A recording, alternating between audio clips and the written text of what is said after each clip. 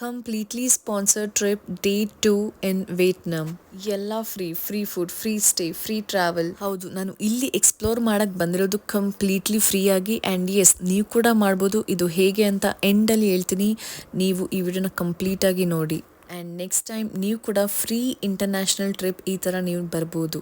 Day 2 ಅಲ್ಲಿ ನಾವು ಬಂದಿದ್ದು ಸನ್ ವರ್ಲ್ಡ್ ಬಾನಾ ಹಿಲ್ಸಲ್ಲಿ.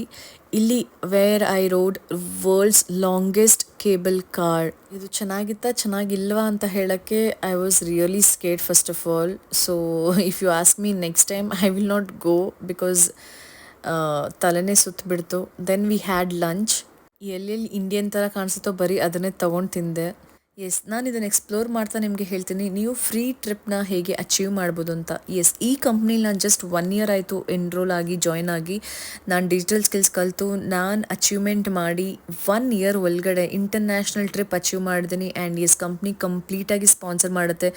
They give lot of benefits. ನಿಮಗೆ ಅಡಿಷ್ನಲ್ ಬೆನಿಫಿಟ್ಸ್ ಇರುತ್ತೆ. ನೀವು ಇಲ್ಲಿ ದುಡಿಯೋದಲ್ಲದೆ ನೀವು ಅಡಿಷ್ನಲ್ ಆಗಿ ಈ ಥರ ಇಂಟರ್ನ್ಯಾಷನಲ್ ಟ್ರಿಪ್, ನ್ಯಾಷನಲ್ ಟ್ರಿಪ್ನ ನಿಮಗೆ ಫ್ರೀಯಾಗಿ ಕಂಪ್ಲೀಟಾಗಿ ಸ್ಪಾನ್ಸರ್ ಮಾಡ್ತಾರೆ. ಇದ್ರ ಬಗ್ಗೆ ಕಂಪ್ಲೀಟ್ ಡೀಟೇಲ್ಸ್ಗೆ ನೀವು DM ಮಾಡಿ, ನಾನು ನಿಮಗೆ ಡೀಟೇಲ್ಸ್ ಕೊಡ್ತೇನೆ ಹೇಗೆ ಸ್ಟಾರ್ಟ್ ಮಾಡೋದಂತ. ಆ್ಯಂಡ್ ನೀವು ಸ್ಮಾರ್ಟ್ಫೋನಲ್ಲಿ ಎಲ್ಲಿಂದ ಬೇಕಾದ್ರೂ ಕುತ್ಕೊಂಡು ಕೆಲಸ ಮಾಡ್ಬೋದು.